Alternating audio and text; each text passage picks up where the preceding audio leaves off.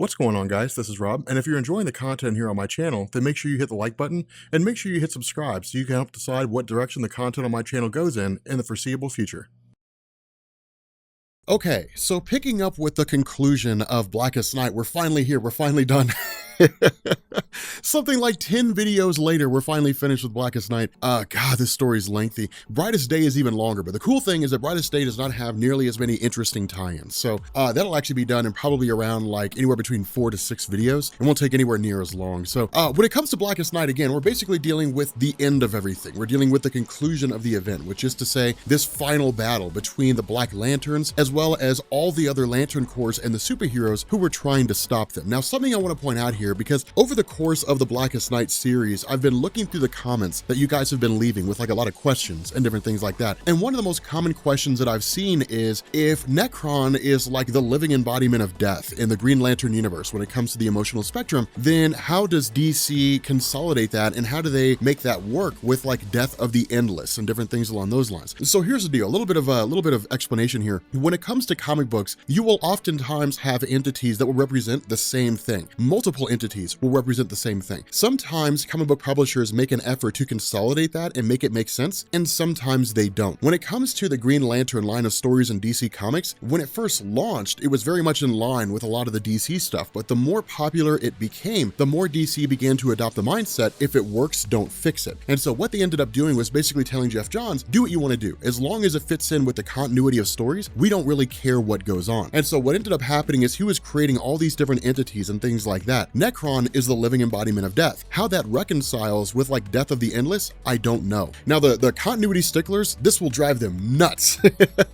They will go crazy over this, but you just kind of have to roll with it. You have to go with it. It's the nature of comics. It does make things a little bit confusing and it does make things a little strange. But continuing on with this whole scenario, because of the fact that all the roads of these different characters are leading to Earth, which is to say Guy Gardner and Kyle Rayner and the Green Lantern Corps, basically traveling to Earth because that's where the brunt of the conflict of Blackest Night is taking place, with John Stewart of the Green Lanterns traveling to Earth because that's where a brunt of the conflict is taking place. All these stories begin to consolidate into one giant amalgamation of everything going on in a singular location. But keep in mind, when it comes to the stories that we've seen so far, one of the things that we found was that there was a Black Lantern planet called Xantia, a planet that had previously been destroyed by the actions of John Stewart of the Green Lanterns. The result is that the planet itself was made into a Black Lantern and then housed all these people that had died on it when it had exploded, and they became Black Lanterns as well. And so with John Stewart showing up, basically making amends with his past mistakes and then leading Xantia directly to Earth, this meant that this whole planet and all these Black Lanterns on it come flying back towards Earth. Now, at the same time, keep in mind, the idea of the Black Lanterns attacking members of the different corps is still there, and they all do it in their own individual way. But keep in mind, whenever we talked about ideas where comic book publishers were like Marvel or DC was testing the waters and they were bringing characters back and they were basically doing soft reboots, that's what this is. You're literally learning about this in real time. The whole event of Blackest Night is just pick and choose what characters get to come back and what characters don't. But it also hits at the very nature of the characters themselves. With Kyle Rayner, there was a woman in his life by the name of Alex DeWitt. And Alex DeWitt was really one of the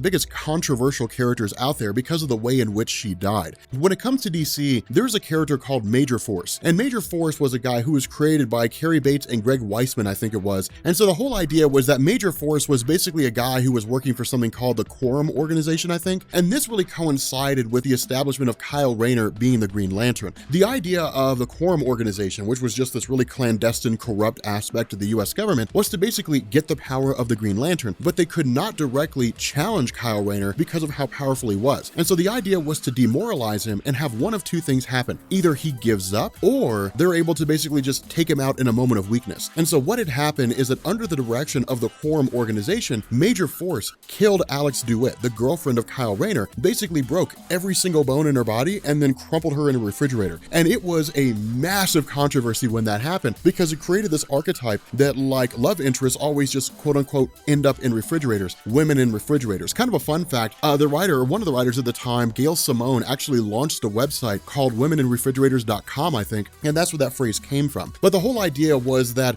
it established this precedent that Kyle Rayner can never find love. Every woman he falls in love with will eventually die. But the idea is that with Kyle Rayner facing off against the Black Lanterns, Alex DeWitt comes back as one. Now remember, the Black Lanterns serve the purpose of basically manipulating people, of forcing them to feel a wide array of different emotions, and then when their hearts are completely charged, consuming that emotion, basically killing them and then turning them into Black Lanterns in turn. And so in this instance, what Alex DeWitt does is actually taunt Kyle Rayner over and over again by giving him a description of everything that Major Force had done when he killed her. Because remember, all Kyle Rayner knew is he came home and he just found her stuffed in a refrigerator, and that was it. What this does is it goes through line by line, and it says Major Force broke every single bone in her body, broke her spine, broke her neck, the whole 9 yards, and then stuffed her in a fridge. But by forcing Kyle Rayner to relive this massively traumatic moment in his life, the goal of the Black Lanterns is to turn him, is to basically put him in a moment of weakness, kill him, take his heart, and then turn him into a Black Lantern. The funny thing about this is, remember, he already experienced this at the hands of Jade, another love interest who had basically died. Kyle Rayner had experienced this emotional manipulation. And so it's one of those things where it's like, fool me once, shame on you, fool me twice, shame on me. And so he's not as easily manipulated because he sees right through the guys. He's not emotionally taunted. Now, this is important because one of the things that I hope you guys notice over the course of the Blackest Night event, and even over the course of everything we've done in Geoff Johns' run, is it's building up the character of Kyle Rayner emotionally, psychologically. It's building him up to a guy where he can basically withstand virtually anything. And that will become exceedingly important later on down the line. But again, because of the fact that this is everybody really trying to deal with the Black Lanterns and trying to figure out a way to end the Black Lanterns coming across their central power battery, the source of all their energy, what we discover is the fate of the Anti-Monitor. Now remember, during the end of Sinestro Corps War, when the Anti-Monitor was basically revealed to have been resurrected when the multiverse came back after Infinite Crisis, when we ended up having this whole idea that the Anti-Monitor joined Sinestro, he was more or less kind of the harbinger of the Corps, and then ultimately was defeated by the Guardians of the Universe and so on and so forth, the Green Lanterns, is that the Anti-Monitor was just sort of whisked away, and then suddenly there was a Black Lantern central power battery. Of course, what this ends up telling us here is the Anti-Monitor is basically the source of energy for the central power battery. Now, of course, with the other Lanterns who were here,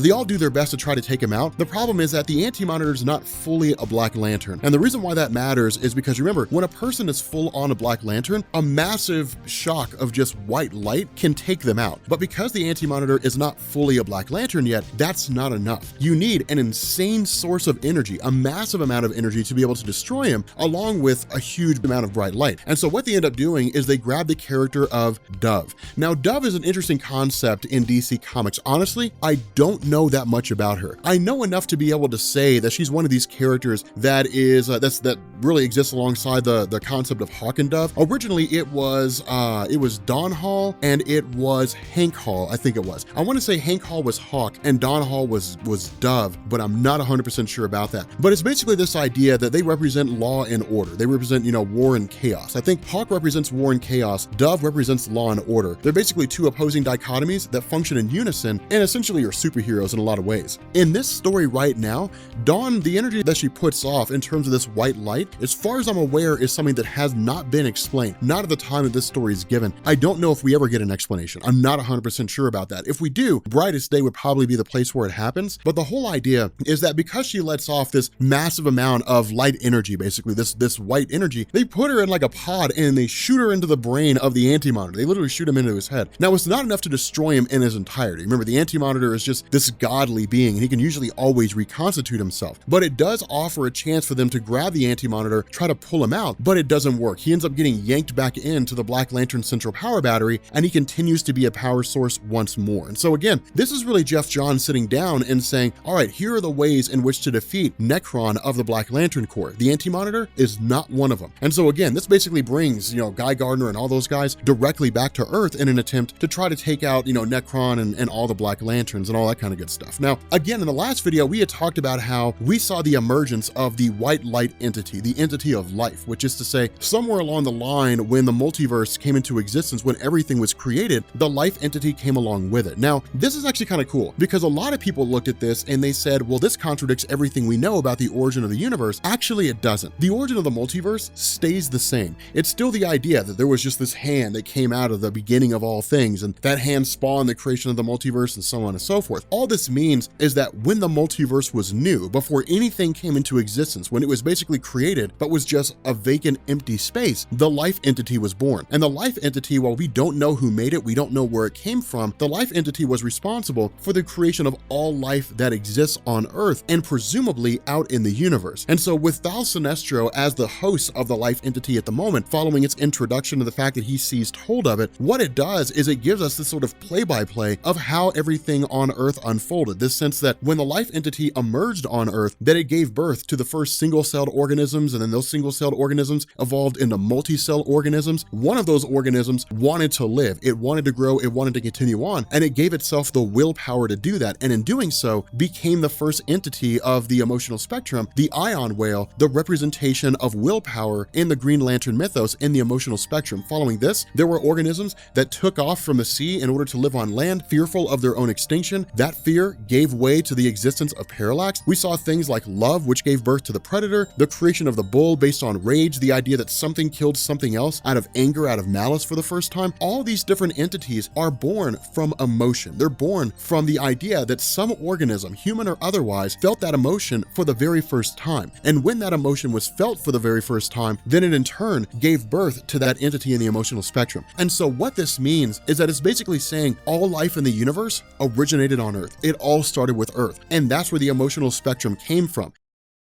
And so with this in mind, because of the fact that the white life is basically the antithesis to the Black Lantern Corps, meaning it's the only thing that can actually legitimately destroy the Black Lanterns in their entirety, Nekron panics and impales Thal Sinestro. Now again, that's an important thing to keep in mind. When it comes to a being who is in possession of one of the entities, it doesn't mean their physical body cannot be harmed. They can still be harmed. They can still be taken out. The caveat is the White Lanterns. Because the White Lantern is the representation of life, a person who is a White Lantern can never truly die so long as they're in possession of the White Lantern entity. We know this with the case of Thal Sinestro, because while he is basically split in half, none of the other Lanterns who were analyzing him see anything to indicate there's been any actual damage to his body. As far as their rings are concerned, looking at Thal Sinestro, he's just as normal as he ever was. And that's because what the life entity does is basically heal his physical form and return him back to normal. That's what we're talking about with this level of power. Thal Sinestro, as the host for the White Lantern, is basically God. It's insane how much power he has. Now, the other thing to keep in mind is that just because a being becomes a host for the entity, for any one of the Lantern entities, doesn't mean they suddenly know everything about everything. There's a learning curve. You have to learn what the life entity is capable of. You have to learn the limits of its power. And that's why in this moment, Thal Sinestro doesn't just snap his fingers and everything goes back to normal and everything's fixed. He doesn't know the full length of what it is he's capable of. All Thal Sinestro knows is the history of the White Lanterns, is the history of the fact that the White Lanterns represent life. The problem is that Thal Sinestro is hubris. He's full of arrogance. Thal Sinestro, being host for the White Lantern, he's not doing that because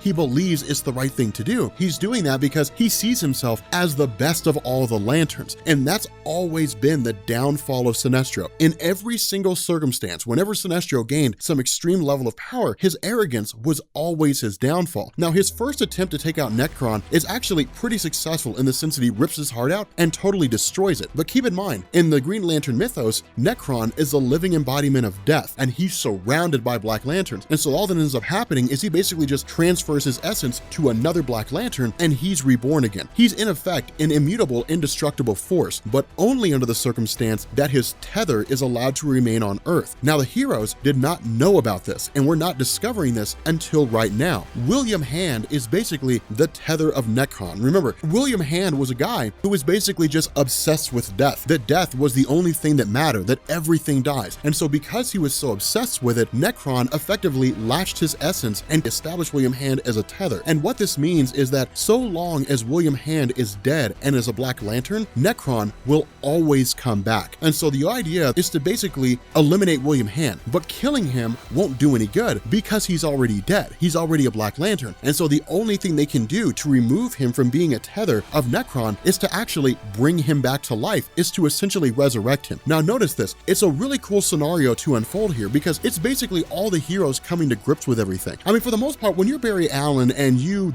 quote unquote died during Crisis on Infinite Earths, and then you came back, you're just kind of like, okay, cool, that's awesome. And when you're Hal Jordan and you were Parallax and you were basically destroyed and then you came back, you're just like, oh, well, that's cool, whatever. And what's been espoused by Nekron so far is that each and every time one of these characters died, He's the one that stepped in the way, and he's the one that brought them back. But what we end up learning here is this is propaganda. This is nonsense by Necron. It's him just running off at the mouth and espousing things in order to make everyone believe that he's this, immutable, indestructible force, and he's the absolute authority on what lives and what dies. In truth, that's not the case. The point that Hal Jordan makes here, and one of the things that he comes to the realization of, is sure, when they all were supposed to have died, Necron basically stood in the way between them and the afterlife, but it doesn't mean they had to come back. It doesn't mean they had to return from the dead. What it meant is they chose to come back. They chose to go back to being who they were before. Now, the intricacies behind this are wide and varying based on the character at the time. You look at these characters and you see them going and greeting death in a wide array of different ways, sometimes willingly and sometimes unwillingly. But the goal that Hal Jordan makes is when they were presented with the opportunity to come back, to return to life, they chose that. And so all Necron did was stand in their way and steer them a different direction. They chose what direction they went in. And so our desire to live is stronger than our desire to die, i.e., we have a stronger connection to life than we do to death. And the reason why that matters is because that creates a clique. And what ends up happening is every single member of the Justice League, every single character who has died and has come back becomes a White Lantern. Now, it's a fleeting thing. It's only for a momentary thing. They actually channel it all directly into William Hand and effectively resurrect him, basically get his heart pumping again and bring him back to life. In doing so, it destroys the tether that Necron has on Earth and essentially sends him flying back. But not only that, remember, we talked about how Blackest Night was a soft reboot, that DC would use the events of Blackest Night to basically begin going through and deciding who would live and who would die. This is that moment when a White Lantern ring flies through Necron and effectively destroys his heart and sends him back to the realm of the unliving. What this does is it basically starts seeing the resurrection of all these different things. The Anti-Monitor is resurrected, Firestorm and Martian Manhunter and Jade and like Hawk and Eobard Thawne, Maxwell Lord, all these characters DC just starts bringing back. And that's the point of Blackest Night. The point of Blackest Night is for DC to sit down and say, we have an event where everybody's gonna die. We're gonna do a clean slate. Everybody's gonna be killed. Then we're gonna introduce the White Lanterns. Then we're gonna use the power of the White Lanterns to decide who basically gets resurrected and who goes back to being dead when the power of the Black Lantern rings are destroyed. It's basically a lot of the most popular characters. It's DC in a lot of ways consolidating their entire publication lineup and reducing the number of heroes that they currently have out there. And that's why you end up seeing a lot of these characters who had previously died walking around after the events of Blackest Night going into Brightest Day, is because they were all effectively resurrected. And so once everything comes to an end, once it's all said and done, the question becomes, well, then what happened to the white light? It's apparently gone now. Nobody's in possession of it anymore. And so what Geoff Johns does is he teases the events of Brightest Day by basically saying there's a White Lantern power battery out there now. There's basically going to be a White Lantern core. But how that number progresses, what happens to them, is anybody's guess. And we'll have to wait till Brightest Day to find out. With that being said, guys, we're going to bring this video to an end. If you are new here to Comics Explained, make sure you guys hit the sub button to become part of the Rob Corps. If you guys enjoy this video, make sure you drop a like. And yeah, we are finished with Blackest Night. We are done. The Blackest Night double uploads are done. Because I was getting kind of burned out on Blackest Night, to be honest with you guys. But yeah, we are finished. So anyway, guys, we're going to bring this video to an end, and I will catch you all later. Peace.